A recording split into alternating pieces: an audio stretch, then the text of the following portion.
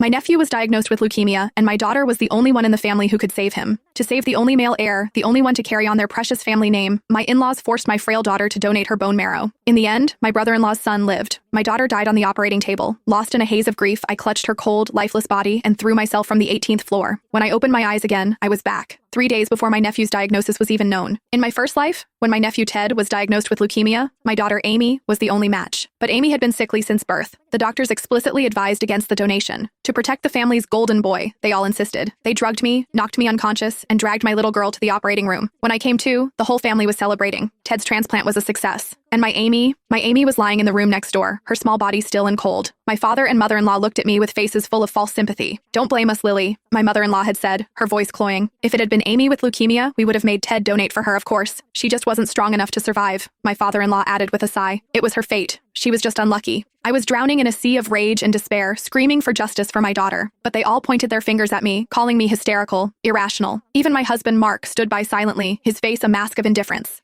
Utterly broken, I carried Amy's body to the highest floor and leaped. I never expected to open my eyes again, but here I am, 3 days before it all began. "Mommy, why are you crying?" A small voice pulled me back to reality. "Was it because I kicked off the blankets last night? Are you mad at me?" I turned, my vision blurred with tears. My daughter Amy, fresh from her nap, was looking up at me with wide, worried eyes. She was only 7, but her gaze held a wisdom that broke my heart. A fresh wave of grief and love washed over me. I pulled her into a fierce embrace, burying my face in her soft hair. "This time, Mommy won't let anyone hurt you. I swear it." I packed a bag, and the first thing I did was drive Amy to my mother's house. Later that afternoon, when I knew Mark would be off work, I called him. "Mark?" I began, my voice thick with feigned anguish. "I took Amy for a checkup today. The doctor said she has leukemia." I let a sob escape my lips. "Last time, you all said you'd make Ted donate if Amy were the sick one, didn't you? Let's see how you react to the news now." After hanging up, I drove home alone. When I walked in, my in-laws were fawning over Ted, the picture of domestic bliss. My arrival shattered the cozy atmosphere. The smiles vanished from their faces, replaced by annoyance. Before I could even step fully inside, my mother-in-law rushed forward. "Mark already told us about Amy," she said, her tone sharp and devoid of any sympathy. "We heard that even if you treat this disease, she'll be on medication for life. So we've discussed it, and we've decided it's better not to treat it. Besides," my father-in-law chimed in, not even looking at me,